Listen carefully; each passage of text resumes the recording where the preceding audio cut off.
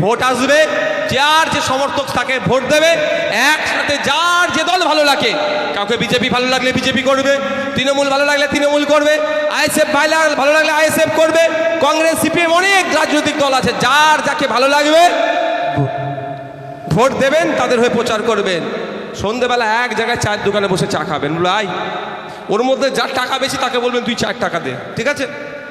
যার টাকা বেশি আপনাদের লিডার, তাকে তুই টাকাটা দে, তোর বেশি টাকা।